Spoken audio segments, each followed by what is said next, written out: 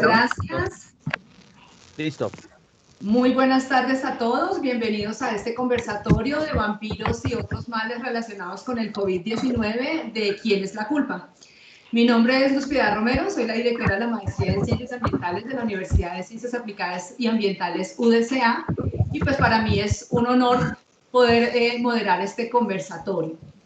Y lo podemos empezar señalando que si algo hemos aprendido de esta pandemia es que la forma en la que les voy a pedir que mantengan sus micrófonos apagados. Gracias.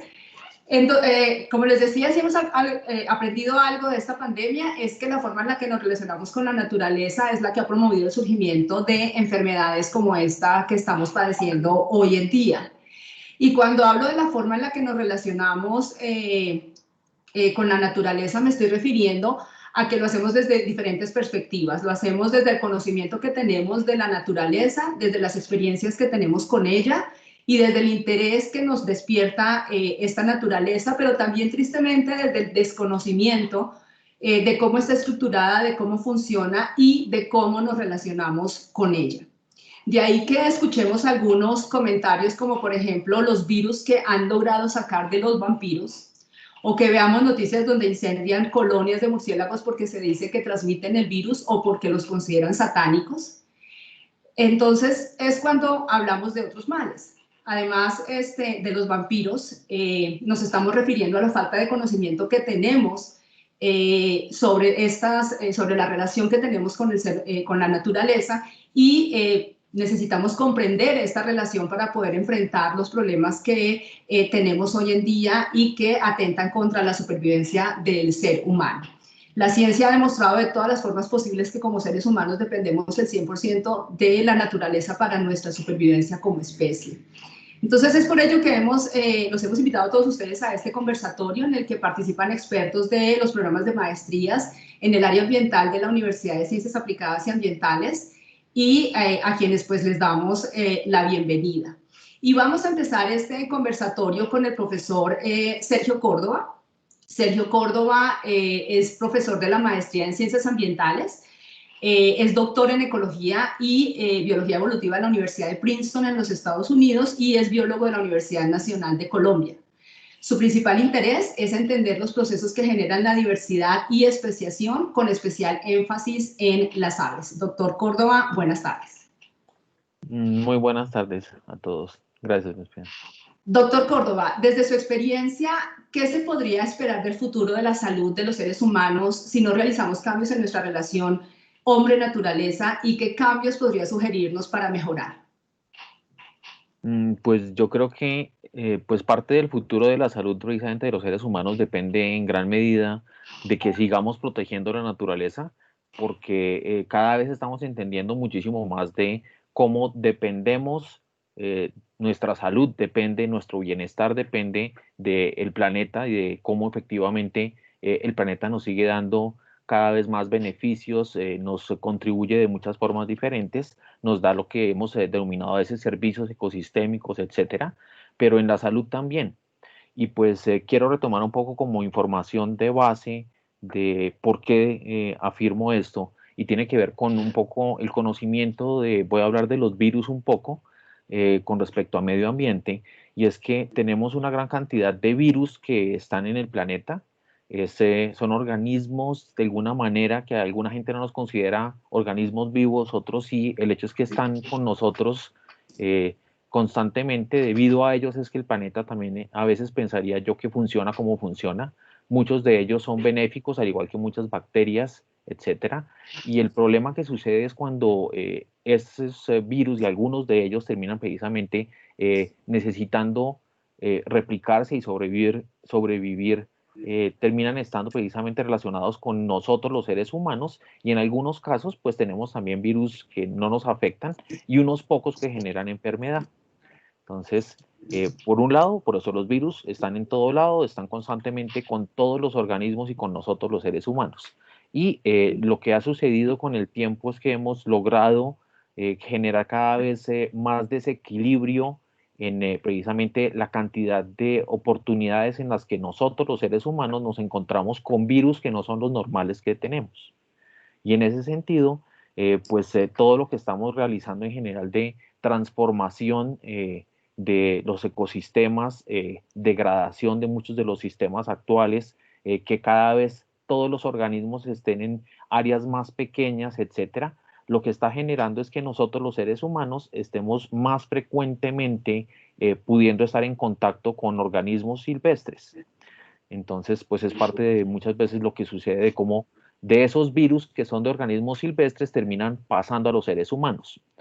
Así como también todos los animales y todo lo que cultivamos hace que también esos animales domésticos estén cada vez más frecuentemente estando más cerca de animales silvestres y terminan muchas veces pasando virus de animales silvestres a animales domésticos y posteriormente los animales domésticos a nosotros. Y eso es parte de como todo el sistema en el que estamos hoy día y es parte de porque pues en este caso del COVID-19 se ha denominado que seguramente el virus que está afectándonos a nosotros seguramente vino en algún momento de algún murciélago, no de un vampiro. Los vampiros solamente están en la América y hay 3 especies. Entonces, aún así, pues sabemos que hay varios organismos silvestres que tienen sus propios virus, que los virus de por sí están tratando de siempre mantenerse en el sistema y pues mutan muy fácilmente. Y algunos de ellos, como estaba contándoles, terminan logrando pasar a otros organismos dependiendo de cuál es la frecuencia con la que se encuentran. Y en ese sentido, pues cada vez más todo lo que estamos transformando y haciendo cambios en el uso del suelo, acabando con los bosques, con especies, etcétera, acabando con la biodiversidad de alguna manera, los seres humanos, ha hecho que estemos más expuestos a ese contacto. Entonces, el futuro de la salud para mí es parte de por qué está en este momento comprometido.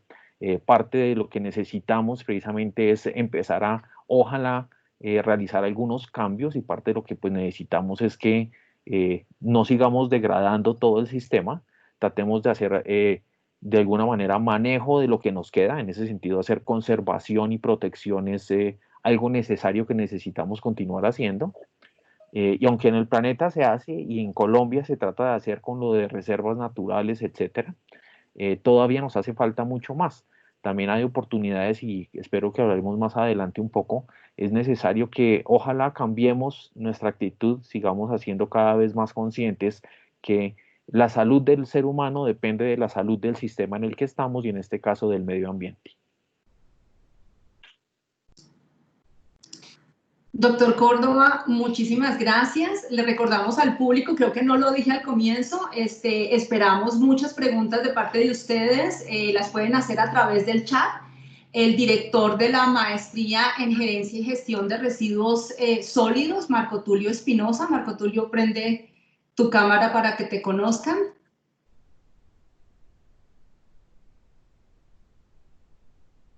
Va a ser la persona que nos... No, tienes el micrófono apagado. Sí, muchas gracias. Yo, como director de la maestría, pues les doy un saludo especial. Estaré haciéndole seguimiento a las preguntas y a las inquietudes que escriban en el chat y las transmitiré. Muchísimas gracias. Entonces, nuevamente los invitamos a que participen. La idea es que esto sea un conversatorio, pero un conversatorio entre todos, ¿no? Tenemos algunas preguntas que vamos a ir desarrollando a lo largo del conversatorio, pero bienvenidas las preguntas que ustedes nos quieran realizar. Doctor Córdoba, muchísimas gracias. Invitamos entonces, le damos la bienvenida al profesor Jordi Pont. Él es licenciado en Ciencias Ambientales por la Universidad Autónoma de Barcelona y tiene un diploma en Estudios Avanzados en Ciencias del Mar de la Universidad Politécnica de Cataluña. Actualmente es el coordinador regional del Programa de Químicos, Residuos y Calidad del Aire de la Oficina Regional para América Latina y el Caribe del Programa de las Naciones Unidas para el Medio Ambiente. Buenas tardes, doctor Pont. Buenas tardes, muchísimas gracias, ¿cómo están? Muy bien, doctor, pues muchas gracias. Doctor Pont, durante la pandemia se ha evidenciado la importancia de asegurar un sistema adecuado de gestión de residuos, incluidos pues los residuos médicos. ¿Cómo ha respondido el sector y qué desafíos y oportunidades se han identificado? Bueno, efectivamente, uno de los sectores que se han considerado fundamentales para darle respuesta adecuada y que no se acrecentara el problema ya de por sí grave de la pandemia ha sido el propio sector de los residuos. Tanto desde el punto de vista de la gestión de los residuos médicos en los centros, en los establecimientos de salud, de atención sanitaria, como de las variaciones y adecuaciones que se han tenido que dar en los flujos, nuevos flujos de residuos, por un lado, que se han dado, por ejemplo, en los hogares, así como adaptaciones que el propio sector ha tenido que acomodar para proteger a los trabajadores del sector, para tener un mayor cuidado en la desinfección de los equipos, los equipos de recolección, de los materiales, con una serie de protocolos para el uso de equipos de protección personal. Y todo esto pues ha ocurrido, al igual que toda la respuesta a la pandemia, de una manera bastante súbita. En general, no era algo, el sector de residuos, digamos que la resiliencia del sector de residuos es algo que se ha denotado que tiene que incrementarse, ya sea por emergencias climáticas, ya sea por, en este caso, por una pandemia, por una crisis sanitaria. Es un sector que tradicionalmente no ha hecho ese análisis de contingencia o incorporación en los planes de emergencia, ¿no? Entonces hay también una serie de lecciones aprendidas importantes. También, como sabrán, en el sector de residuos a veces llueve sobre mojado, ¿no? Es decir, hay muchos municipios que todavía no disponen de las rutas de recolección que alcance al 100% de la población, sobre todo en zonas rurales o en zonas más marginales, la cual cosa se agrava principalmente en una situación como la que nos encontramos. En ocasiones no se disponen de los tratamientos adecuados para residuos especiales, como son los residuos bioinfecciosos, y al final y a veces hay municipios en algunos países de América Latina, por ejemplo, que no disponen ni siquiera de tratamiento o de sitios de disposición final adecuado, y los residuos acaban en basurales o en botaderos. No estoy seguro cuál es el término en Colombia, pero en una situación como la que nos encontramos, donde se generan residuos que requieren de una especial atención, si un sistema, un territorio no tiene un sistema adecuado, fortalecido de gestión de residuos, acaba confluyendo y se acaba agravando esta situación. Hay otra dimensión del sistema de gestión de residuos, que es el tema del reciclaje, de la recuperación de materiales, donde en América Latina reside de manera importante en un sector que es altamente vulnerable, son los recuperadores informales. Nosotros conocemos que en Colombia ha habido muchos avances en la incorporación y en el reconocimiento y formalización de este sector, pero no ocurre así en todos los lugares, en todos los países, y es un sector que vive del día a día, que en una situación de confinamiento no puede ejercer su labor. Entonces esto, por prevención de los contagios, la transmisión del virus, y al mismo tiempo las plantas de segregación, de separación, pues se han visto afectadas, al igual que muchas otras actividades económicas. Entonces, esto genera toda una serie de impactos socioeconómicos, de impactos sobre el suministro de materiales secundarios, que también es algo que ha sido algo inédito, igual que muchas situaciones que han ocurrido durante la pandemia. Entonces, se han identificado, digamos que hay un sentido de oportunidad con todo lo que hemos estado observando, para que a futuro haya una mayor identificación, fortalecimiento de las capacidades del sector, de protocolos fortalecidos tanto para residuos peligrosos como para nuevos residuos que se generan en el hogar por casos de COVID, así como la necesidad de tener instalaciones adecuadas, la necesidad de que el sistema sea más resiliente y de fortalecer lo que es la prevención y reducción de la generación de residuos. Es decir, no sobrecarguemos el sistema de residuos, tratemos de evitar en origen, porque de esa manera, cuando tengamos incrementos súbitos, estacionales de residuos, las instalaciones, los circuitos, los equipos, el personal tenga más capacidad de reaccionar ante esta situación. Así que, bueno, de momento lo dejo acá y estaré gustoso de responder a cualquier cuestión. Gracias. Doctor Jordi Pon, muchas gracias. Marco Tulio, ¿tenemos preguntas del público? Por el momento no hay, les estoy escribiendo para que se motiven. Sin embargo, pues como tienes algunas otras preguntas para los panelistas adicionales, yo si no salen ni surgen preguntas, haría algunas preguntas motivadoras más tardecito. Bueno, entonces invitamos al público a participar. Nos han dado unas respuestas muy interesantes y muy motivadoras. Nos están mostrando que el panorama no es del todo fatídico. Hay muchas cosas por hacer para mejorar esta relación hombre-naturaleza, para mejorar nuestras formas de relacionarnos con la naturaleza, y hay diferentes puntos de oportunidad para hacerlo. Entonces, mientras el público se anima a hacer algunas preguntas, le damos entonces la bienvenida al profesor Óscar Pisicek.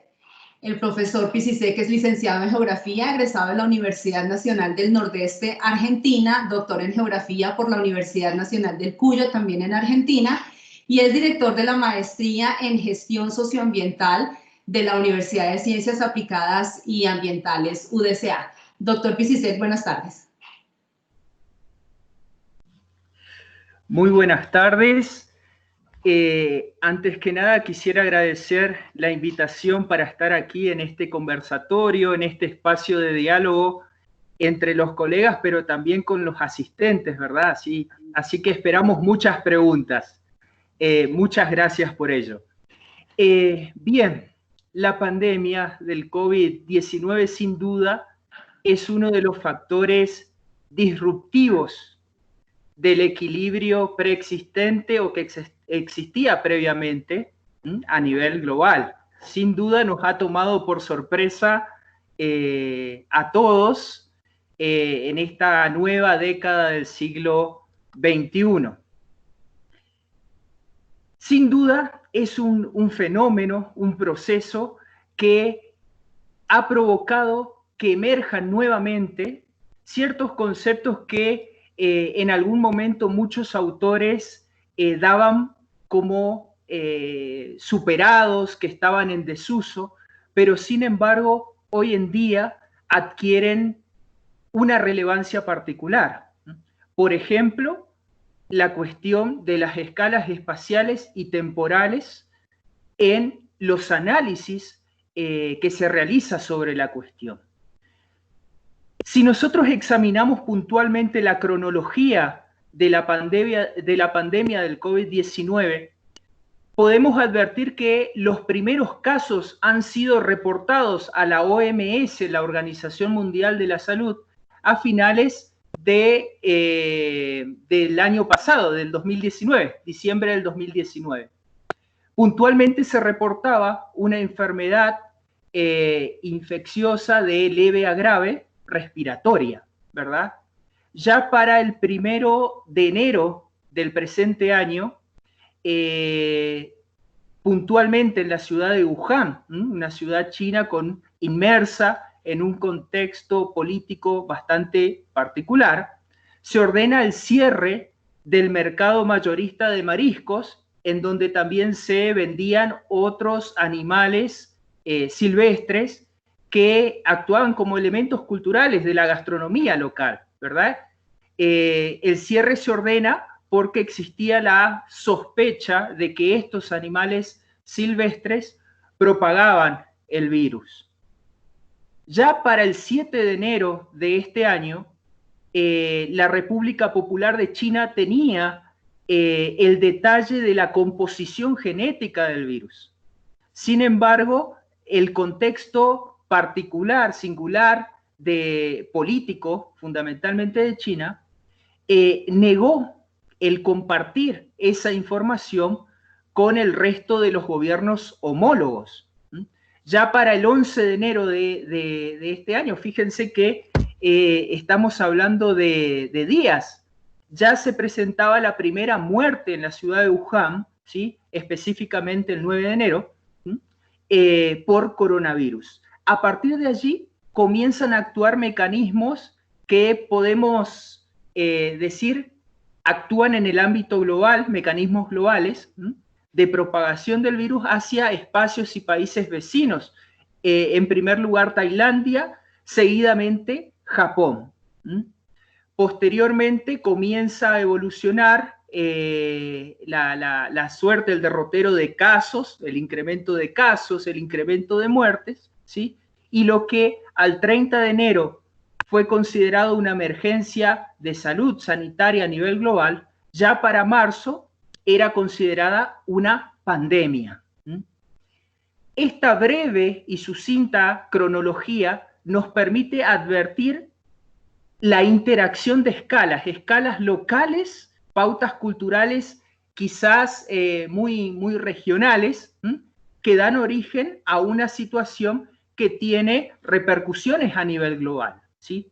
Es quizás lo que Robertson allá por el año 92 afirmaba de la escala de análisis de localización, lo local, ¿sí? Es decir, se están reinventando y resurgiendo estos conceptos que en algún momento se tenía como en desuso. Y quizás para complementar los conceptos de algunos autores, por ejemplo, como Moncayo y otros, que afirmaban que el siglo XXI iba a ser el siglo quizás de la muerte, entre comillas, de la geografía. Podemos de la geografía y de la historia, ¿verdad? Por estos procesos multiescalares, podemos decir que en realidad existe un relativismo de las distancias físicas. Sin embargo, los enfoques integrales de la gestión socioambiental, esa que une los universos físicos, biológicos y humanos, se encuentran latentes y subyacentes en este tipo de circunstancias, ¿sí? Retomando un poco la pregunta de cuáles serían los desafíos que plantea la pandemia del COVID-19 desde el enfoque local, me atrevería a esbozar 4 desafíos principales, que en cierta medida los colegas que me antecedieron han mencionado. En primer lugar, la identificación y el diagnóstico de los matices locales, ¿sí?, que materializan a la pandemia del COVID-19. Me explico. Este efecto del virus tiene un matiz y un anclaje eminentemente local. Por ejemplo, en el caso puntual de Europa, si tratamos el caso europeo, se sabía de antemano que el virus afectaba a el grupo poblacional de los adultos mayores.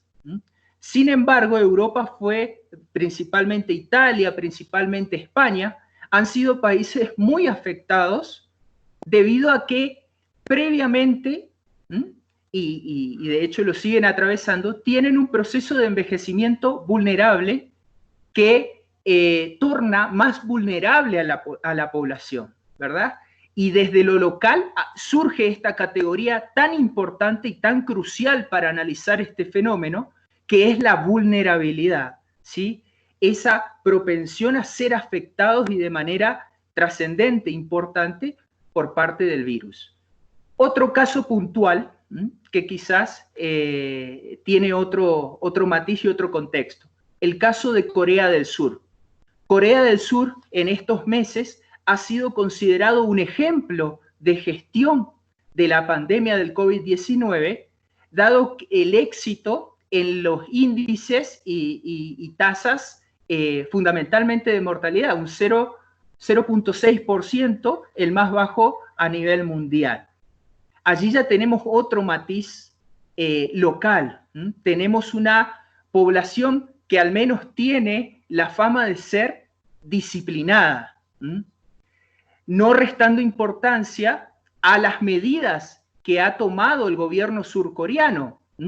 El gobierno surcoreano, cuando surge el primer caso en ese país, tomó medidas inmediatas. En primer lugar, desplegó una inteligencia, una logística en relación a la aparición de los primeros casos.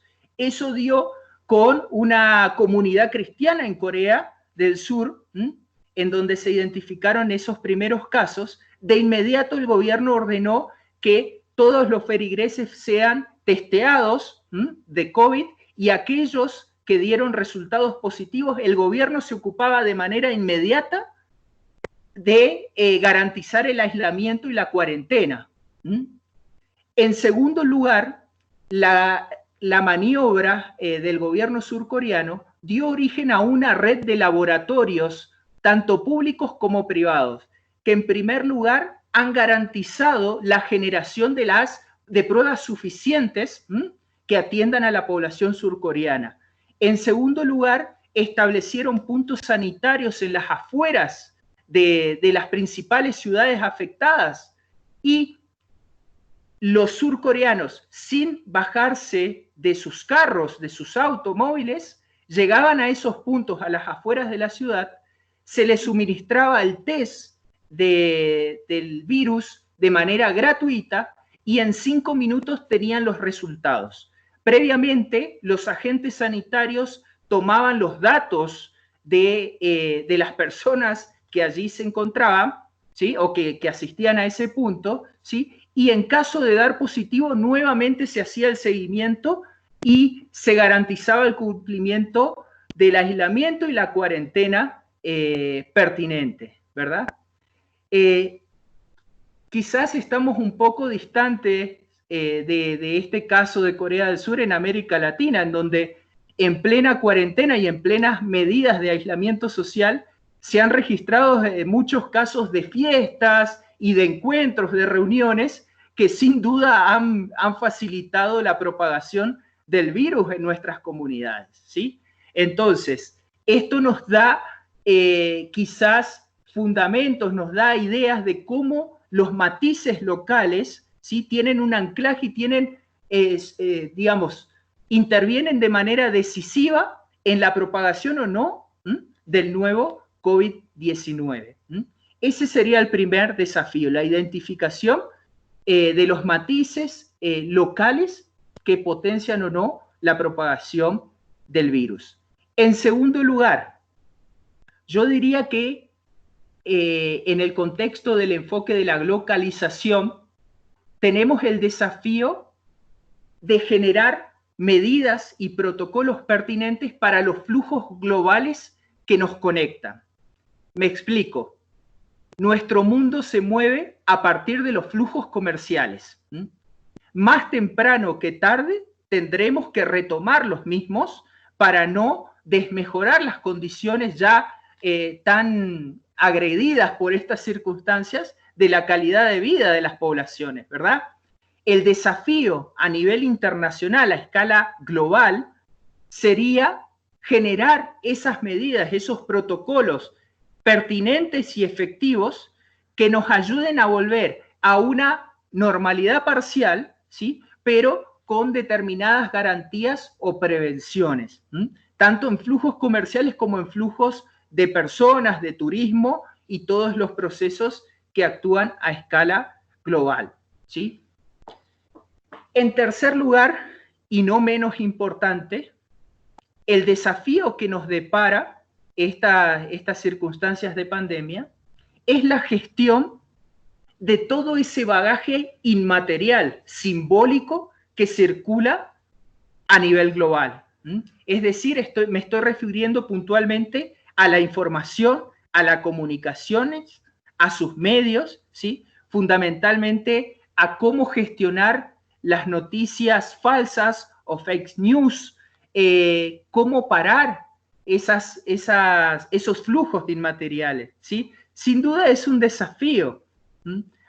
Seguro muchos de nosotros nos han llegado cadenas de WhatsApp, mensajes por correo, por Facebook, de que determinados medicamentos o bien tener distintas culturas alimentarias, distintas dietas alimentarias podían prevenir el contagio, ¿verdad? O incluso salió una noticia un tanto alocada de que sustancias psicoactivas, puntualmente la cocaína, podían evitar la propagación del virus, ¿sí? Sin duda, estas noticias falsas, esta desinformación, como hoy mencionaba la doctora Luz Piedad, hace mucho daño. El desafío multiescalar será generar procesos de información, de educación pertinentes por parte de los gobiernos, de las instituciones, ¿sí? Para que la gente tenga un adecuado conocimiento y sepa discernir lo que es verdadero de lo que no lo es. Y finalmente, y ya para concluir la intervención y darle paso a la colega, el desafío, creo que este desafío engloba a los tres que he mencionado anteriormente. El desafío más importante es pensar la nueva normalidad. Sí, normalidad entre comillas. Es un término que se está utilizando y bueno, en realidad no es nuevo, se genera también en la década del 90, pero hace alusión a cómo aquellos aspectos de conductas, comportamientos o digamos, aspectos que se vuelven casi rituales, ¿sí? Se van incorporando a nuestra normalidad. Por ejemplo, los protocolos de ingreso a las casas. Hace pocos meses no disponíamos de ellos y hoy en día ya se hizo una costumbre. Las nuevas formas de saludo. Hoy en día saludar con el codo se hace costumbre. El uso de tapabocas, ¿sí? Generalizado, son todos parámetros que nos hablan de esa nueva normalidad. Prospectar y proyectar la nueva normalidad es el nuevo desafío, valga la redundancia, de nuestros gobiernos en distintas escalas, desde lo local hasta lo global. En definitiva, todos estos aspectos que he mencionado quizás corrobora y refrenda el hecho de que la gestión socioambiental sí tiene suprema vigencia junto con los conceptos y aproximaciones multi y transdisciplinares, ¿sí? Propios de la complejidad de estas circunstancias tan complejas que nos tocan vivir. Muchas gracias. Doctor Pisistec, muchísimas gracias, muy interesante todo lo que nos ha mencionado con respecto a los aspectos locales y globales de la pandemia, ¿no? Lo que ahora denominamos lo local. Marco Tulio, veo que tenemos muchas preguntas, te doy paso para que les hagan las preguntas a nuestros invitados que han hecho hasta el momento los participantes del público. Sí, muchas gracias. Se está moviendo bastante la inquietud de preguntas y me parece magnífico. He tratado de agrupar algunas, entonces empezaré por lo último que se acaba de discutir y pasaré a las anteriores. Entonces, acaban de comentarnos si la parálisis que generó el tema económico puede y ha reducido el consumo. Pues realmente esto se ha demostrado, pero quisiera que Oscar nos dé cuenta de esta respuesta. Wow, no solamente ha reducido el consumo, mejor dicho, estas circunstancias particulares han modificado los patrones de consumo. Quizás el consumo sea el mismo, más bien cambian los patrones de consumo, ¿verdad? Particularmente, me pongo como ejemplo, hoy en día he comprado tapabocas más que quizás gaseosas, bebidas o comidas, etcétera, etcétera. He buscado alcohol en gel. Es más, he recibido regalos de tapabocas, etcétera.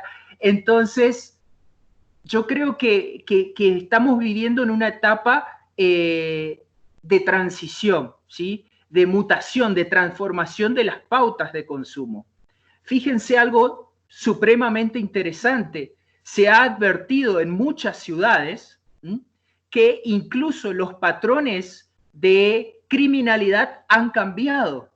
Los robos y hurtos por la menor presencia en la calle de los transeúntes ha mutado a otros tipos de delitos, ¿sí? Por ejemplo, los atracos en los pocos negocios que se encuentran abiertos, que bueno, paulatinamente van abriendo, ¿sí? Se ha evidenciado una disminución en los intentos de secuestros, por ejemplo, ¿sí? Y sin embargo se ha incrementado el microtráfico o narcomenudeo, es decir, el delivery a domicilio de sustancias psicoactivas. Es decir, todo esto nos lleva a pensar de que en definitiva este factor de la pandemia ha tenido un impacto, ¿sí?, que nos lleva a otro equilibrio y a replantearnos muchos patrones, no solamente de consumo, sino también de otros fenómenos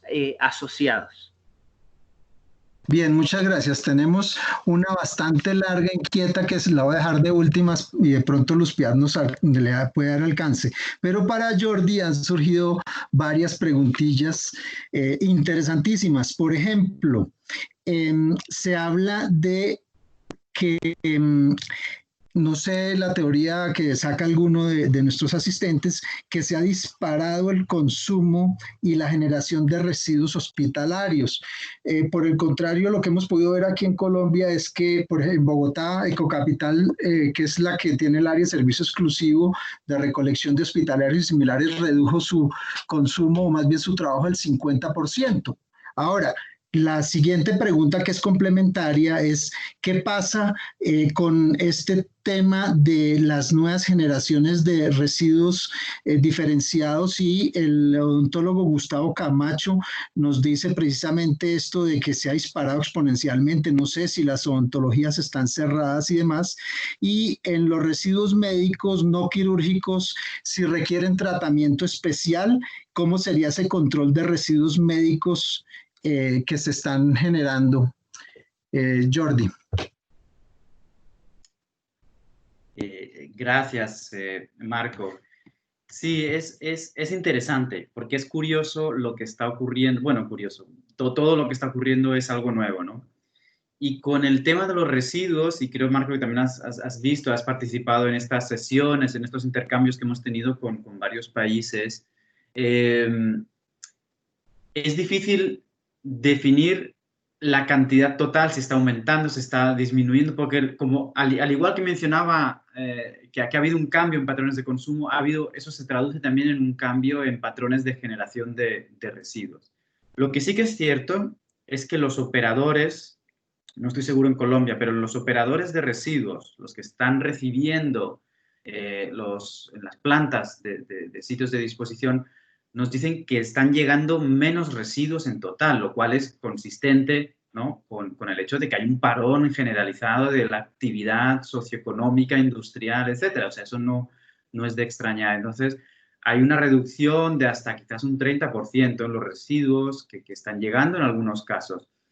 En los hogares se están generando más. En los domicilios hay un incremento a veces desde un 10, 15, 20, 30% de residuos, y eso yo mismo lo noto en casa, pero al mismo tiempo todo el flujo de residuos no domésticos, pero urbanos, que son pues de instituciones, comercios, actividades económicas de las ciudades, todo eso ha disminuido en la misma proporción. Entonces, a la práctica, quizás una cosa compensa la otra, y sí que se generan quizás más algunos residuos específicos, como mencionaban ahora, pues los tapabocas, guantes, etcétera, pero incluso en los centros hospitalarios, donde hay un incremento cuando se concentran pacientes, al mismo tiempo, imagino que también ha pasado allá, todas las atenciones clínicas no imprescindibles, la gente no está yendo a hacerse las revisiones, chequeos, etcétera. Entonces, incluso en los hospitales nos han reportado que ha habido una disminución del volumen total. Si bien hay una mayor cantidad de residuos bioinfecciosos, no es que se estén generando, de alguna manera, por suerte, porque así no se colapsa el sistema, un mayor volumen de residuos médicos, al menos eso es lo que nos han reportado algunos países, sino que ha habido, por estos cambios de situación, ha habido toda esa combinación, toda esa casuística, ¿no? Pero es importante señalar que los residuos hospitalarios, en los hospitales, el 70, 80 o incluso más del 80% es no peligroso, es decir, la segregación, incidir en los protocolos de segregación y de separación para que no se te mezcle lo peligroso con lo no peligroso es fundamental, porque, porque si no estás generando un volumen que requiere tratamiento especial y que no correspondería, ¿no? Bien, Jordi, exactamente eso está ocurriendo aquí en Colombia. Como se les digo, hoy tuvimos una reunión a mediodía con la Facultad de Salud Pública de la Universidad de Antioquia, precisamente porque estamos proyectando un curso corto en el manejo de residuos especiales de esta época, y efectivamente eso es lo que se ha detectado. Bueno, y para finalizar, hay una muy interesante que o creo más bien, que sería respondida desde lo biológico. Entonces, Sergio, te comento, nos dicen que si el equilibrio disruptivo de la pandemia puede ser un mecanismo natural de defensa de Natura o del planeta para su propia resiliencia, pero además hay otra complementaria que seguramente con toda esta información que rota, preguntan si realmente como el virus es mutante, si realmente pierde o no pierde agresividad, que es una discusión que uno ve en noticieros y en noticias, en comunicaciones, frente a lo que sea realmente cierto o no. Muy bien, muchas gracias, Marco Tulio.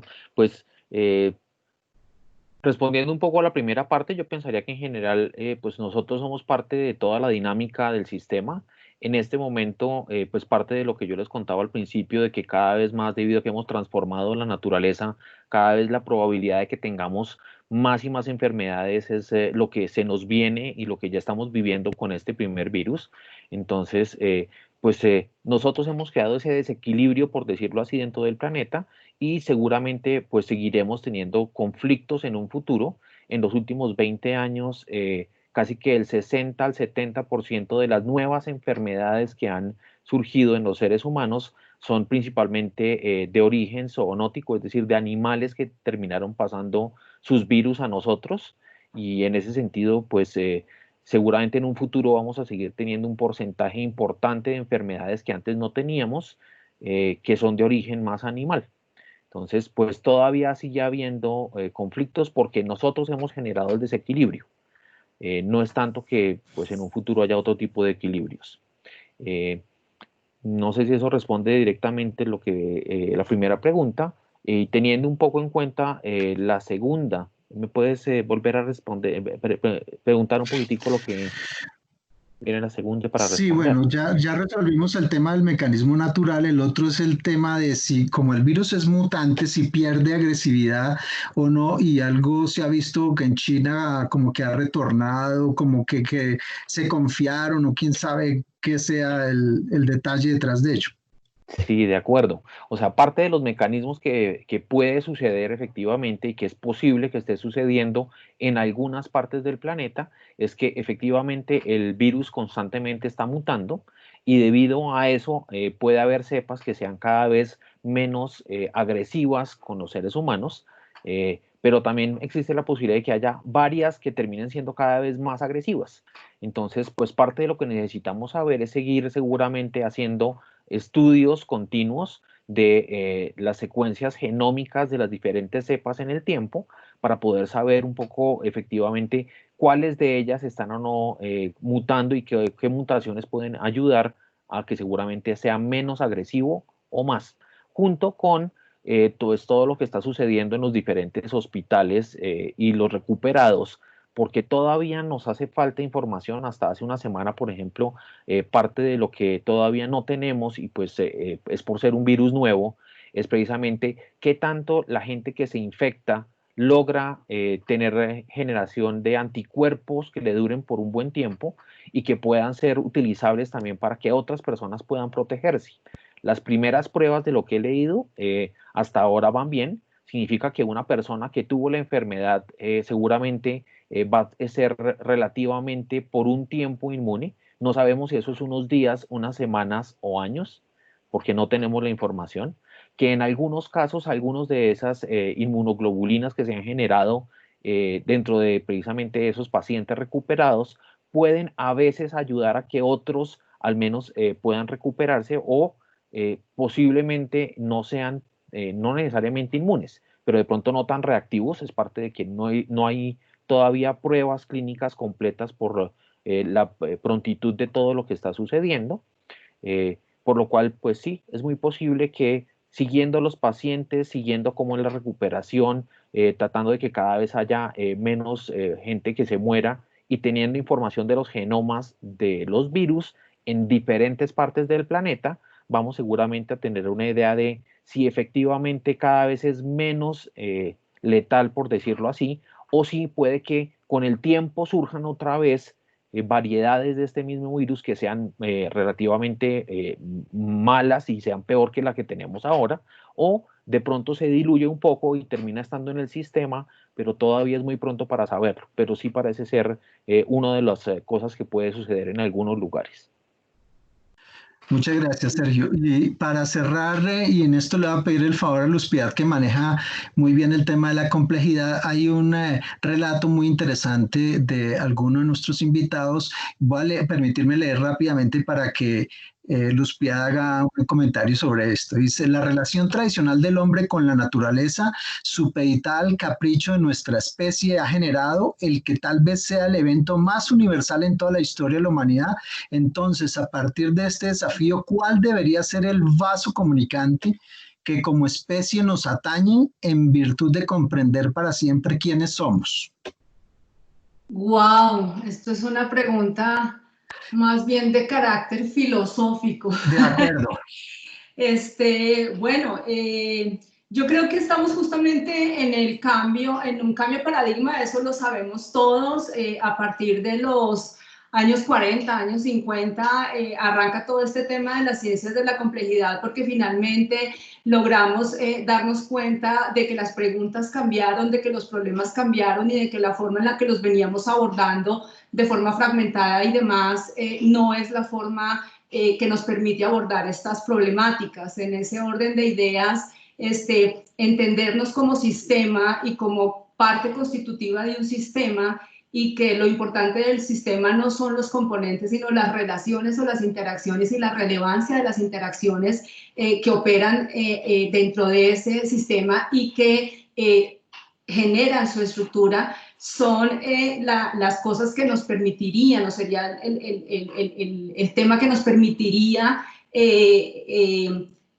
modificar nuestras actitudes y nuestra relación con ese ambiente al que vemos lejano, al que vemos en otro espacio, en otra dimensión, como algo que nos ofrece, que nos presta, que nos sirve, cuando realmente nosotros somos un componente más de ese sistema. Entonces, yo creo que necesitamos muchas cosas, y una de las cosas que realmente es poderosa es la educación ambiental.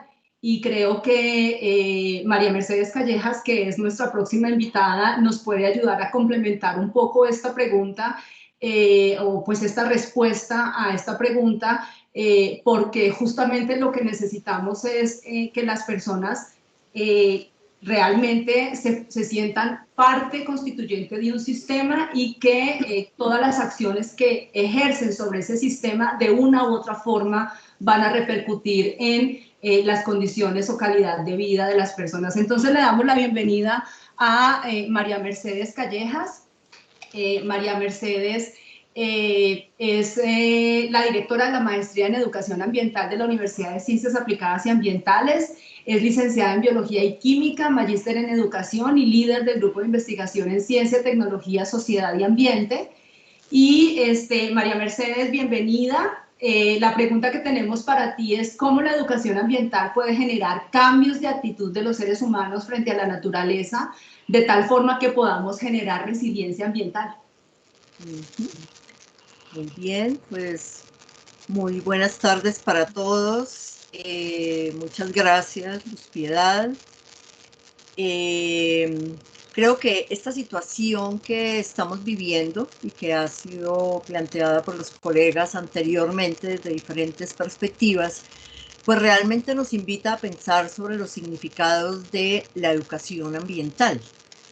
Creo que hemos tenido durante mucho tiempo diferentes visiones que han llevado también a que en la práctica pues se expresen en una serie de propuestas que pueden estar acordes o no y que pueden haber contribuido o no, pero pues que ameritan realmente un análisis. La Política Nacional de Educación Ambiental realmente hace una invitación muy importante, y es la de la formación de nuevos ciudadanos y ciudadanas éticas frente a la vida y frente al ambiente. Yo creo que aquí tenemos un concepto que es fundamental cuando estamos pensando que realmente no se trata solamente de desarrollar, de utilizar algunas herramientas, sino de contribuir de manera muy importante a la formación de las personas como ciudadanos, pero también con esa valoración frente a la vida. Y cuando hablamos del ambiente, creo que es fundamental también el que nos preguntemos, o sea, ¿qué es para nosotros el ambiente? Desde una visión sistémica, y que ha sido planteada también desde las políticas, es importante reconocer que en esta visión pues hay unos aspectos básicos que hay que considerar. En el ambiente estamos, como lo planteaba ahora Luz Piedad, estamos los seres humanos, estamos las personas, con toda la forma como nos organizamos, con todo lo que producimos, con nuestra cultura, con la ciencia, con la tecnología. Y estamos también con un entorno geográfico, que ya lo mencionaba Oscar, con elementos naturales, ¿verdad? Que generan, digamos, entre nosotros, pues una serie de interacciones. Ya hemos visto, ya nos ha hablado Sergio realmente de cuáles son las interacciones que en un momento dado han podido generar toda esta situación que nos ha llevado a la pandemia. Cuando hablamos de los virus, hablamos de la biodiversidad, hablamos del valor que tiene el ambiente y que lo reconocemos hoy. O sea, estas interacciones, la forma como nosotros nos estamos relacionando con el ambiente, pues es fundamental. Y esto se da en un espacio y en un tiempo. Desde esta visión sistémica, entonces, la educación ambiental tiene que contemplarse desde una visión muy amplia también. Si la estamos mirando como un proceso, y es un proceso integrador, es un proceso que articula la teoría y la práctica, que realmente está promoviendo el que haya un pensamiento reflexivo, el que haya un pensamiento crítico, el que haya una construcción social, una construcción colectiva de conocimiento, para que podamos realmente construir de manera conjunta también una serie de acciones y fortalecer estas interacciones, pues está fundamentada en unos pilares que los conocemos, han sido planteados desde el informe de Lors, en los cuales la educación realmente debe favorecer los procesos de conocimiento, pero nos debe también invitar a desarrollar una serie de habilidades, a actuar, a plantearnos estrategias y procesos que sean coherentes. Nos debe realmente propiciar el que aprendamos a ser personas, a reconocer todo nuestro marco de actitudes, de valores, de relaciones, el que aprendamos a vivir juntos. Y ya Oscar hacía una explicación muy amplia sobre esto, o sea, toda esta situación de la pandemia realmente nos ha replanteado lo que nosotros veníamos realmente viviendo en la relación con las otras personas. Pero también hay algo que es muy importante y es cómo la educación ambiental nos tiene que enseñar a cómo nos transformamos nosotros mismos y cómo podemos generar transformaciones también en la sociedad y en el campo donde nos movemos.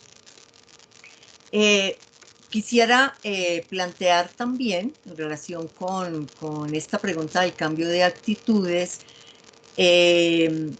un planteamiento que nos hace el maestro Gustavo Wilche-Chaus, y nos invita a pensar que para que una educación realmente sea ambiental, tiene que estar enmarcada en un sistema de valores.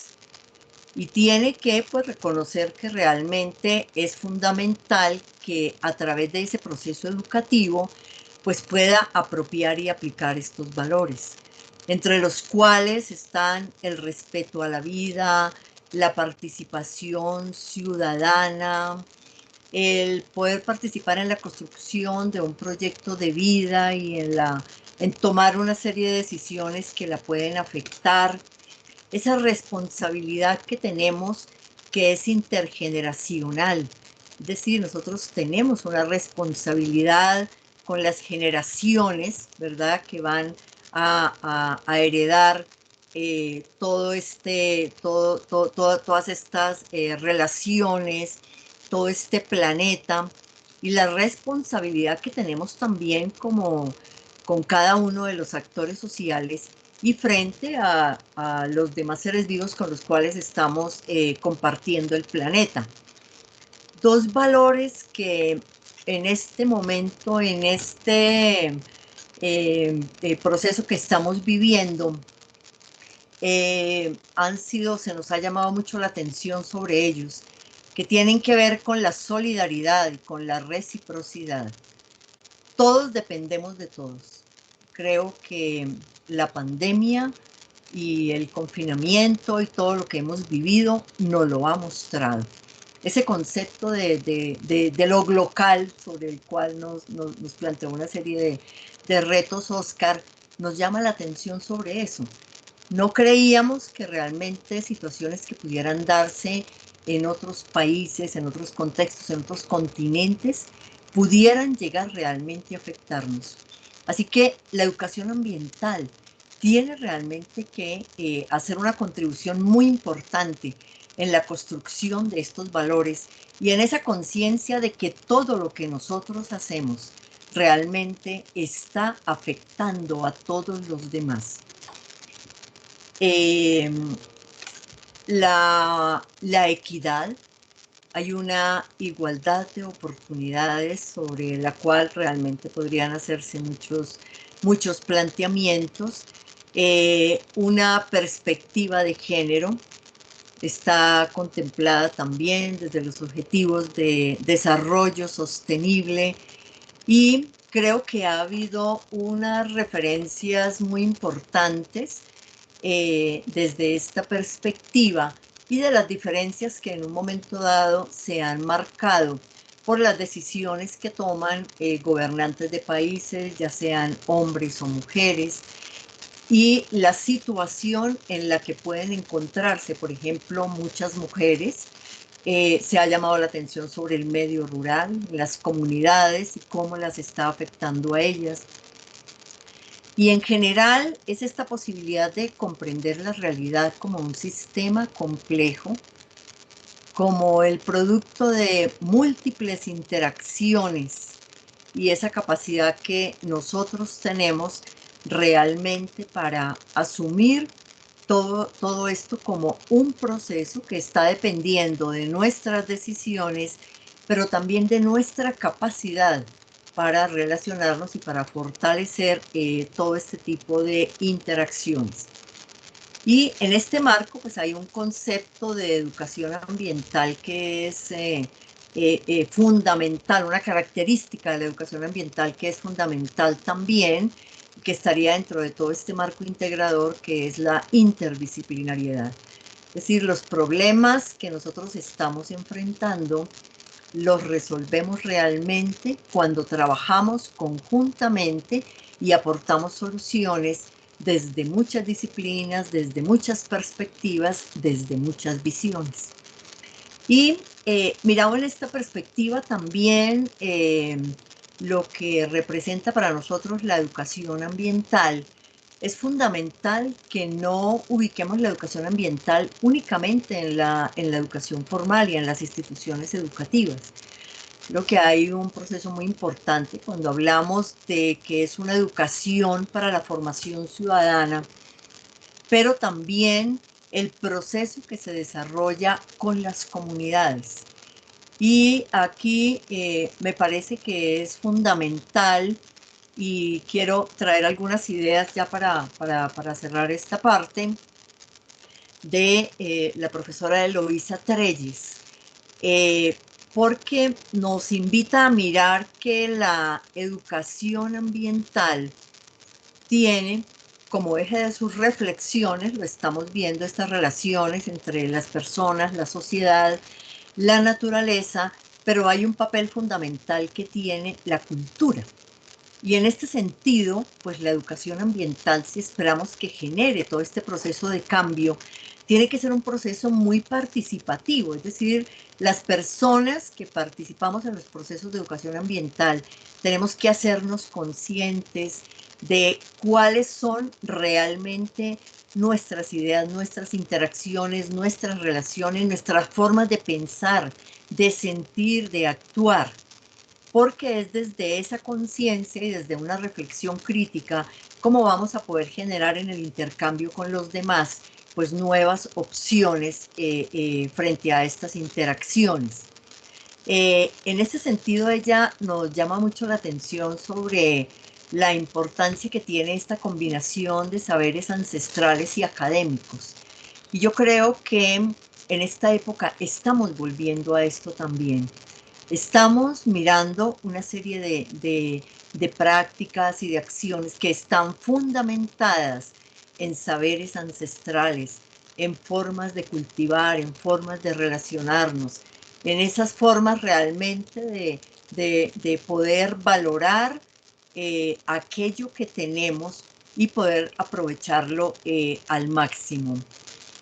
Y hay realmente un aspecto que es fundamental, y es cuando vemos que toda esta educación ambiental tiene que estar orientada hacia el fortalecimiento de un pensamiento crítico y hacia buscar siempre una construcción colectiva que nos permita generar este tipo de cambios y asumirlos realmente porque hemos participado en su construcción desde la reflexión que generamos. Bueno, por el momento dejaría ahí mis reflexiones. Muchas gracias. Muchas gracias, doctora María Mercedes. Marco Tulio, veo que hay un par de preguntitas para María Mercedes. De acuerdo. Sí, estaba preparando precisamente eso. Nicole Morales nos hace una pregunta muy interesante y creo que debe dársele alcance, dado que estamos con María Mercedes en este momento y es más en temas de educación ambiental. Ella dice, basada en que todas las sociedades tienen patrones culturales y formas diferentes de vida, ¿qué estrategia desde la educación ambiental se podría implementar para cambiar de forma general el chip respecto al consumo y manejo de fauna silvestre para minimizar la ocurrencia de enfermedades zoonóticas? Y complementa diciendo que normalmente esto conlleva de pronto a generar un rechazo, ¿por qué no pensar en que matamos a la fauna silvestre por miedos? Bueno, no, muy interesante. Yo considero que precisamente a través de los procesos de educación ambiental y de esa construcción colectiva que hacemos, reconocemos el valor de la biodiversidad. Y creo que es un tema sobre el cual se nos ha llamado mucho la atención, porque en la medida en que no estamos protegiendo los ecosistemas, y aquí pues supongo que entra el tema que mencionan también sobre esas prácticas culturales, pero yo creo que en términos generales tiene que haber un reconocimiento a que hay que proteger y conservar unos ecosistemas que son los que nos mantienen una biodiversidad y que hacen que realmente el vivir estos procesos en los cuales los virus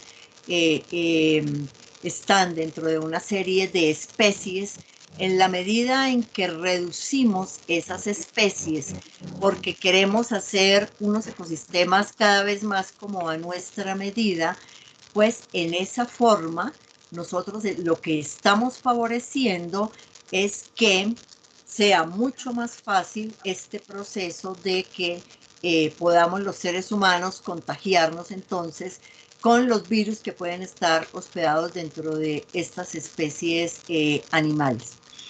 Creo que la educación ambiental es fundamental también para generarnos el proceso de reflexión sobre lo que son precisamente este tipo de prácticas culturales, ¿no? O sea, hay acciones que podría pensarse como la que mencionaban en la pregunta, tal vez de no valorar una fauna silvestre y pensar que hay que eliminarla para quedarnos únicamente con especies domésticas. O sea, hay una serie de prácticas que si hay comunidades y personas que las estén pensando, considero que la educación ambiental sí nos tiene que llevar a hacer que las personas las cuestionen, las replanteen, valoren, conozcan realmente la riqueza de un ecosistema, la protección que nos da para nuestra salud y pues ahí ya dependerá, digamos, que las estrategias fundamentalmente nos tienen que llevar a trabajar a partir de los problemas, a generar la reflexión sobre esos problemas, sobre los hechos o las causas que los generaron y a poder colectivamente construir entonces una serie de alternativas frente a ellas.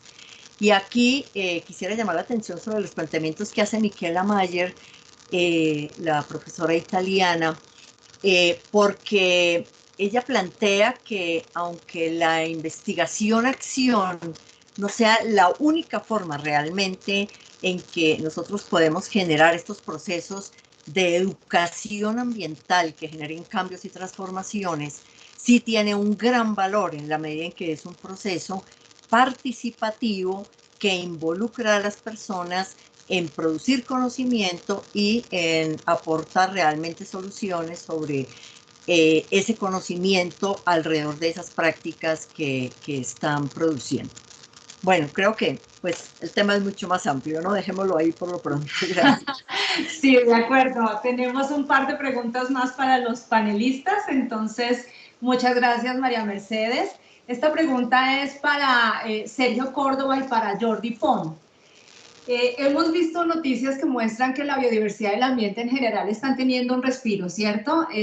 Pero de todas maneras también estamos viendo noticias en las que nos están mostrando que el tráfico ilegal de especies, que la deforestación, que la contaminación no han cesado. Entonces la pregunta es, ¿qué tanto este respiro realmente puede tener un efecto en la conservación de la biodiversidad y en la disminución de la contaminación a largo plazo? Bueno, no sé si de pronto yo pues doy un poco de contexto también. Para mí es increíble porque parte de las noticias han mostrado que pues algunos organismos, a veces mamíferos, a veces aves, de la parte marina, delfines, otros han ido, digamos que cada vez más viéndose en los sitios donde los humanos estamos. Y pues para mí pues parte de lo que eso significa es que ellos están pues no sintiéndose aludidos de precisamente que haya personas. Entonces, cuando no hay personas, pues muchos de los animales vuelven a los sitios donde normalmente están, pero para mí son fauna que ha estado ahí casi siempre. No es que realmente sea extraña y esté llegando de nuevo. Y eso también significa que no es que haya muchísimos cambios que vayan a suceder en un futuro a largo plazo. Sencillamente es que están ahí porque nosotros no estamos ahorita ahí por lo que estamos encerrados. Y en ese sentido, pues lo que se necesita es realmente lo que hemos estado hablando, lo que varios conferencistas han dicho, de más cambios de actitud, de cambios en los patrones, etcétera, a largo plazo, para que hagamos realmente que haya cambios a nivel de la parte global de cambio climático, de tráfico y demás de especies. En este momento la deforestación pues en todo el planeta sigue, en Colombia también continúa, y es parte precisamente de cada vez tener menos biodiversidad, menos área conservada que podría de alguna manera seguirnos sirviendo tanto para la salud humana, que es parte de lo que cada vez somos más conscientes, como precisamente para tener las dinámicas que necesitamos que sigan cambiando a nivel global. Entonces, deforestar y traficar con fauna, que es muy lucrativo todavía, aún en tiempos de pandemia y encierro, pues termina siendo muy importante pensar otra vez cómo es la relación, esa parte económica, parte de lo que también decía María Mercedes, de cómo valoramos lo que tenemos, no solamente desde un punto económico, que además hay que hacerlo desde un punto monetario, pero de otros valores culturales y qué queremos en un futuro, tanto para nosotros como nuestros descendientes y los que queden acá, finalmente, digamos que qué actitud y qué cambios debemos de hacer, debe ser lo más importante. Muy bien, muchas gracias, Jordi. Sí, pues el mensaje está muy en la misma línea, es decir, en términos de contaminación, recientemente salió, por ejemplo, un estudio, una estimación en Nature que hablaba de que, por ejemplo, el mes de abril, comparado con el mes de abril del 2019, hubo una reducción promedio de un 19% de las emisiones de gases de efecto invernadero. Al mismo tiempo, el estudio hace una estimación de que en función de cuánto duren las medidas de confinamiento, si son hasta mediados de año o incluso si fueran hasta finales de año, el rango de disminución de las emisiones estaría entre un 4 y un 7% en el año. Esto, en definitiva, no tiene un mayor impacto en el cambio climático. Ya sabemos que es un problema acumulado de 100 años con toda la inercia que esto conlleva. Y lo que realmente tendrá un impacto es el tipo de políticas, como mencionaban el resto de colegas, que se adopten a partir de ahora. Es decir, si la reconstrucción va a ser mejor, si vamos a aprender y vamos a hacer una serie de políticas basadas en economía circular, en no dependencia de combustibles fósiles, etcétera, o vamos a volver a lo mismo y al contrario, cómo los incentivos y las medidas de estímulo fiscal y económico se van a dirigir. Cómo se van a dirigir va a influir totalmente en la ruta, en la senda de las emisiones y de la contaminación. Muchas gracias, Jordi. Ahora tenemos otra pregunta, pero esta vez es para María Mercedes y para Oscar. Nosotros todos en la actualidad estamos como muy concentrados en la evolución de la pandemia en relación con el número de contagios y de muertes, ¿cierto? Y también en los problemas sociales y económicos que esto ha propiciado, pues como lo ha mencionado Jordi, la pérdida de empleos, cierre de empresas, y a esto se le suma pues el dichoso repunte de la biodiversidad, que ya sabemos pues varias de estas noticias han sido falsas. Entonces la pregunta es, ¿cómo asegurar que los problemas ambientales no se pierdan de vista durante la pandemia ni una vez cese la pandemia?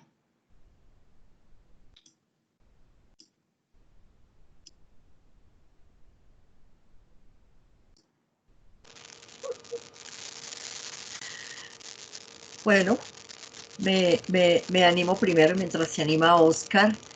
Muy bien, quisiera también inicialmente hacer referencia a una pregunta que planteó en el chat la profesora Olga María, y que tiene que ver entonces también con el planteamiento anterior: ¿cómo puede la universidad contribuir hoy con los propósitos de la educación ambiental para fortalecer los valores ambientales en tiempo del COVID?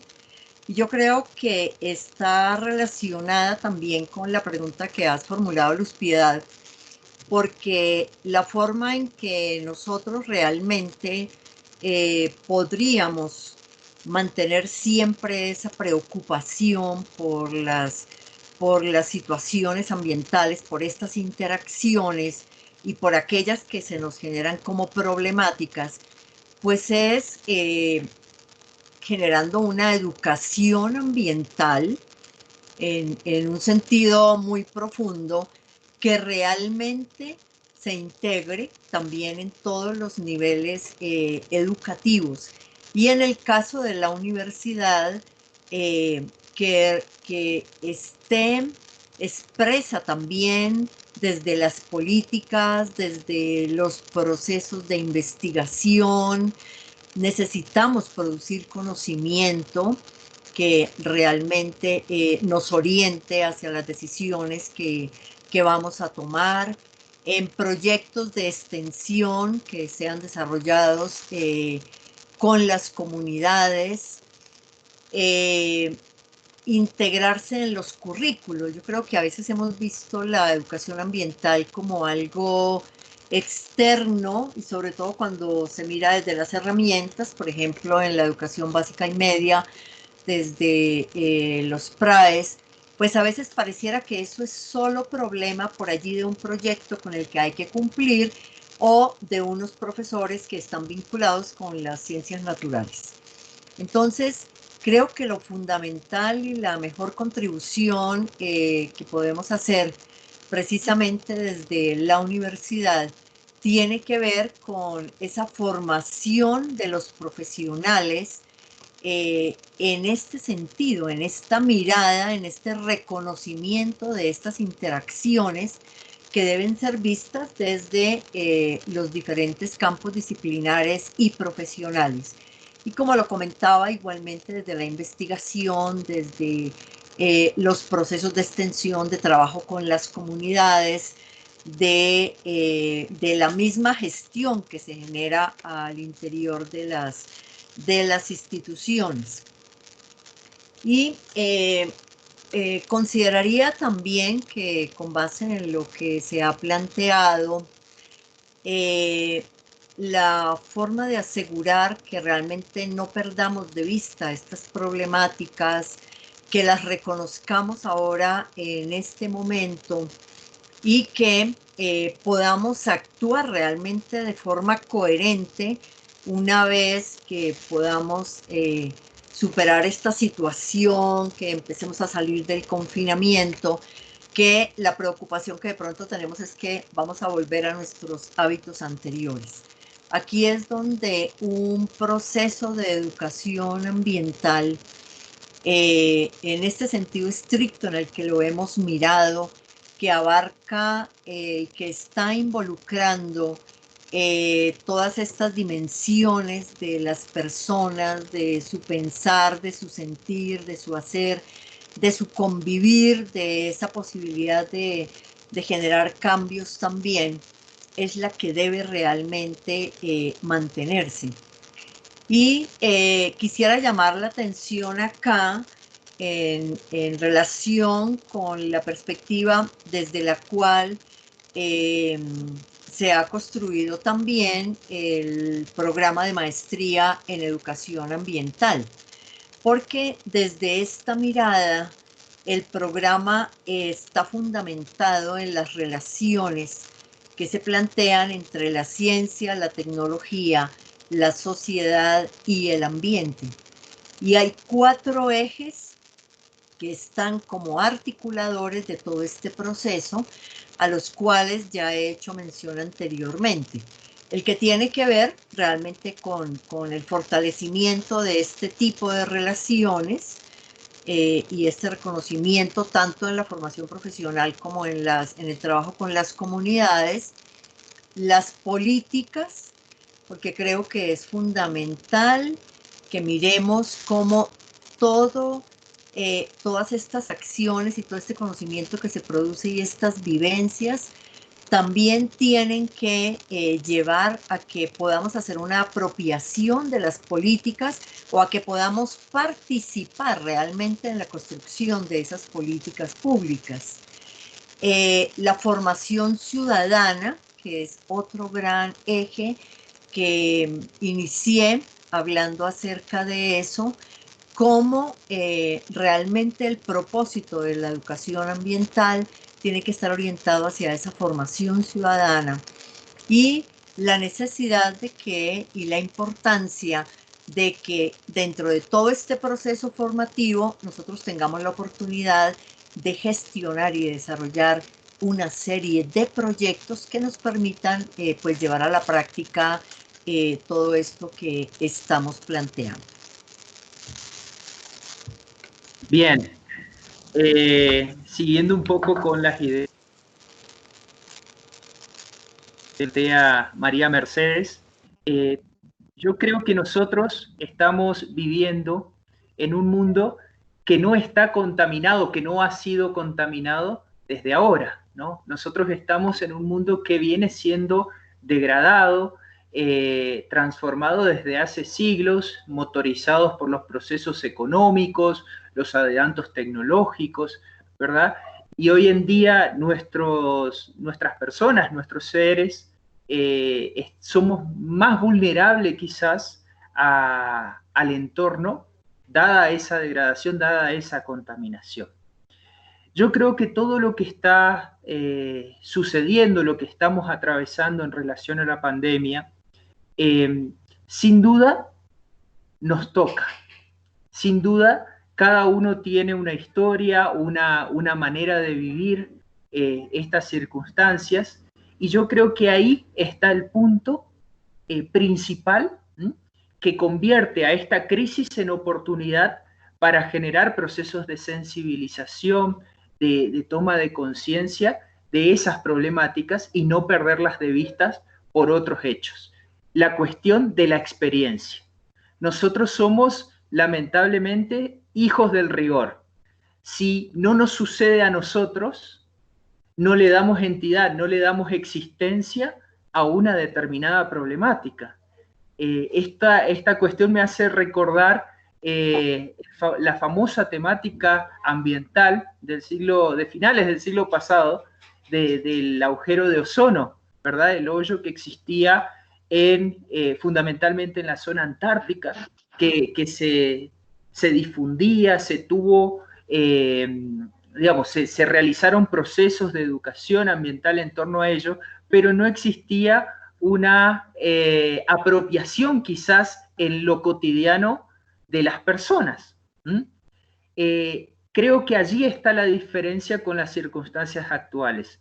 Estamos experimentando en carne propia los efectos en este caso de una pandemia, pero que en realidad tiene todo un contexto detrás y que sin duda es una oportunidad. Crisis como sinónimo de oportunidad para generar esos procesos de cambios de actitudes, de conductas, ¿sí? Y que desde todos los ámbitos, desde los medios de comunicación que muchas veces son mal utilizados, ¿sí? Y sin embargo son una herramienta muy potente, deberían generarse esas estrategias para el cambio de actitud, ¿verdad? Que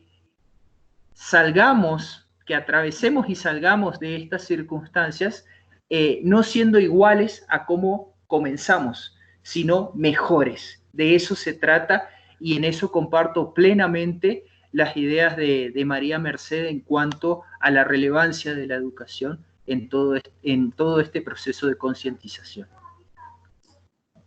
Bueno, pues muchas gracias. Tengo una última pregunta para todos. El que la quiera responder, bienvenido. Con esa pregunta cerraríamos nuestro conversatorio del día de hoy.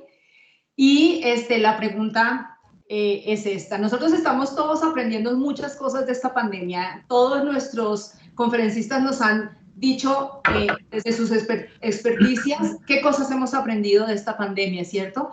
Y dentro de las cosas que hemos aprendido es cómo esta pandemia se relaciona con el ambiente. Entonces la pregunta para todos es cómo estos aprendizajes pueden traducirse en políticas públicas sobre biodiversidad, contaminación, cambio climático o incluso políticas económicas.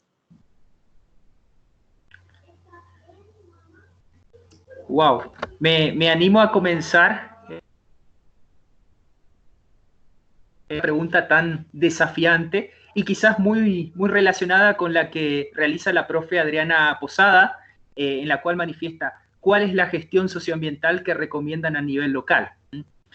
Yo creo que sacando en limpio, tenemos experiencias, tenemos formas de proceder, de gestionar, que podríamos denominarla un proceder de lo general a lo particular, es decir, políticas, maneras de proceder esbozadas en una escala global, ¿m?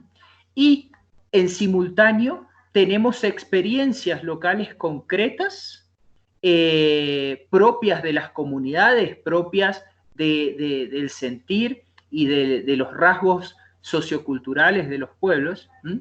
Que también emergen. ¿M? Ambas tendencias están actuando en simultáneo. ¿M? Lo ideal sería converger y generar un punto intermedio de gestión, ¿sí? Reconocer los matices locales, ¿sí? Pero a su vez teniendo a la vista las experiencias exitosas a nivel global, ¿verdad? Eso nos generaría un proceso de gestión en el cual se suprimirían progresiva y paulatinamente los errores, los inconvenientes, ¿sí? Y nos permitiría llegar a generación de políticas, de procesos de educación, de administración, de una nueva relación hombre-naturaleza que un magnífico geógrafo como Milton Santos tanto resaltaba, ¿sí? Un nuevo equilibrio. Yo considero que esa podría ser la respuesta parcial. ¿Alguien más se anima? Sí, ya me animé también. Sergio también. Y mirada desde la educación ambiental, y desde el cual planteamos que pues todas las actividades, digamos, todas las acciones que de allí se propongan, tienen siempre como horizonte una formación, una responsabilidad que es tanto individual como colectiva, ¿no? Hemos hecho mucho énfasis en eso y en la búsqueda de que haya realmente un compromiso real de cada una de las personas con ese manejo de su entorno inmediato, pero que tenga esos referentes universales. Entonces, considero que todos estos procesos realmente nos deben llevar a participar, y yo diría que no es esperar que las políticas públicas sean propuestas, digamos, a nivel de gobierno, de Estado, sino que nosotros podamos participar en la construcción de esas políticas, porque en la medida en que lo hagamos de esa forma, pues será algo que cuando lo construimos nosotros y lo construimos con otros, pues vamos a estar mucho más comprometidos realmente con su apropiación y con su implementación. Y quisiera llamar la atención en este momento que estamos trabajando con la Mesa de Cambio Climático del Ministerio de Ambiente y Desarrollo Sostenible, mirando precisamente la meta que nos estamos planteando hacia el 2030 y mirando también la estrategia 2050, o sea, los procesos que estamos mirando es a un largo plazo. Allí ha sido muy importante en todo este proceso de construcción en el cual estamos participando varias universidades con el ministerio, hacer una mirada y un diagnóstico sobre el cambio climático, pero desde la educación ambiental. Porque lo que hemos visto es que realmente todo el trabajo sobre estos procesos y todos los estudios pues no se dan como de manera aislada. Igual si miramos biodiversidad o si miramos contaminación, no va a ser aislado. Hace parte realmente de todo un proceso educativo, ambiental, en el cual todos estos temas han sido abordados, sus problemáticas han sido reconocidas y de los cuales tenemos que tomar conciencia para avanzar en nuestros compromisos reales, como lo planteé anteriormente, pero también en los aportes de una serie de soluciones frente a esas situaciones. Y yo creo que igual que lo estamos viendo ahora con la situación que estamos viviendo de la pandemia, en todas estas situaciones es nuestro compromiso personal, pero sintiéndonos parte realmente de una sociedad, de un mundo, de un planeta que debemos conservar y al cual tenemos que proteger, y esto se da a través de las relaciones y de las decisiones que estamos tomando cada uno de nosotros, pero pensando globalmente en todos. Sergio, ¿ibas a comentar algo? Sí, muchas gracias. No, estoy totalmente de acuerdo con tanto Óscar Pisicé como con la profesora María Mercedes Callejas. Para mí, pues buena parte también de lo que uno necesita en un momento dado es que uno mismo sea consciente de básicamente cómo vive, dónde está, qué está haciendo. Y en ese sentido, pues se sigue necesitando una mirada personal y luego una mirada social, así como también Óscar comentaba un poco lo de matices locales versus globales, y la profesora María Mercedes también, de verse uno de alguna manera cómo uno puede hacer cambios personales, y seguramente puede de esa manera ser más consciente cuando esté tratando de trabajar con otros en hacer ciertos tipos de cambios a otros niveles. Dentro de la parte de políticas públicas, yo creo que queda mucho por hacer. Creo que Colombia cada vez más es más consciente a través de la diferente aproximación de ministerio, de los institutos de investigación, de la misma Corte Constitucional tratando de hacer que hayan ríos que tengan ciertos derechos y deberes, etcétera. Entonces, creo que vamos mejorando hacia tener cada vez más conciencia, tanto individual como colectiva, del medio ambiente, pero para mí todavía se necesita mucho más que en ciertas esferas y en ciertos sectores productivos, en sectores públicos y privados, cada vez haya más conciencia y permeabilidad precisamente, y es posible que con esta pandemia la gente sea un poco más consciente que necesitamos hacer aún más, y necesitamos en ese sentido que la gente piense y de alguna manera sienta que todos somos una sociedad que finalmente todos deberíamos de convivir y vivir de la mejor manera, y en ese sentido seguir ajustando, que para mí incluye cómo se hace el manejo y la investigación en Colombia, cómo esa información llega, cómo la ciencia, pues ojalá cada vez sea más importante y relevante, que no sea solamente un ministerio nuevo, por ejemplo, en este caso, sino que la ciencia nos puede ayudar para seguir haciendo más cambios y ajustes, pero ella sola no puede, se necesita otros sectores, se necesita que la educación siga ayudando y que de alguna manera esas se vayan transformando en políticas públicas que sí nos permitan cada vez tener, ojalá, un cambio de relación entre la naturaleza para que podamos seguir viviendo, o si no, cada vez iremos, por decirlo así, hacia, en picada, hacia situaciones cada vez más complejas y difíciles, donde algunos se benefician y otros no, pero no la mayoría. Pienso que eso sería una de las opciones desde mi punto de vista. Jordi. Bueno, no hay mucho más que creo que pueda añadir. Coincido plenamente con todo lo que se ha expresado.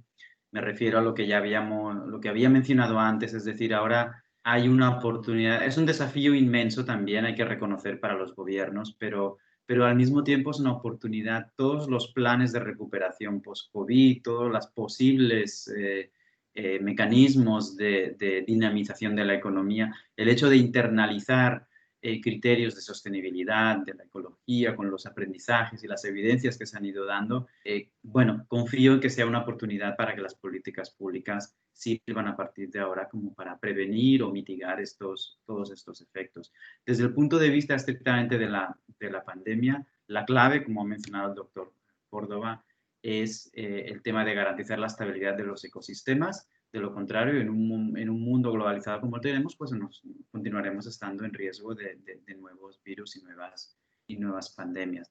Y con el ámbito que nos ocupa, fortalecer lo que también se ha mencionado del mensaje holístico, entender todas estas relaciones y eso traducirlo en una educación interdisciplinar, holística. Al menos eso es lo que hemos tratado también desde la junto con Marco Tulio en la maestría de residuos, que no sea una visión ni excesivamente tecnocrática ni legalista, política, sino que te da una combinación precisamente de todas las disciplinas que se requieren para abordar adecuadamente cualquiera de los problemas ambientales, como puede ser también la gestión de residuos, ¿no?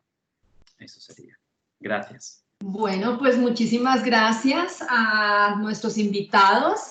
Para concluir, podríamos decir entonces que la culpa no es de los murciélagos, ¿cierto?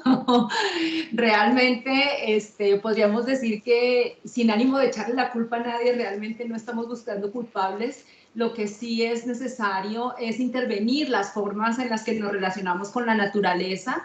Y esta intervención, como nos lo dicen todos nuestros panelistas, se hace mediante la generación de conocimiento que nos permita entender cómo se dan estas relaciones, mediante la educación ambiental que usa ese conocimiento justamente para generar cambios de actitud en el ser humano en su relación con la naturaleza, y mediante el diseño y la formulación de instrumentos y políticas de gestión que sean científicamente informadas para que realmente repercutan en la mejora de las formas como nos relacionamos con la naturaleza. Con esto entonces le damos cierre a nuestro conversatorio, le damos las gracias a nuestros invitados y muchas gracias a los asistentes pues, por su participación. Para las preguntas que quedaron pendientes, los invitamos a continuar conversando con nuestros docentes y con los directores de los programas de maestría del área ambiental de la Universidad de Ciencias Aplicadas y Ambientales, a que visiten las páginas de estos programas y que nos acerquemos como comunidad y como grupo para intentar contribuir a resolver estas problemáticas que tanto nos interesan y nos aquejan a todos. Muchísimas gracias y muy buenas noches. Bueno, muchas gracias. Muchas gracias. Muchas gracias. Gracias a todos por Muchísimas participar. gracias. Buenas noches. Okay. Buenas noches. Hasta luego. Buenas noches. Mateo, muchas gracias y muchas felicitaciones. Salió magnífico nuestro conversatorio. Hasta pronto. Gracias.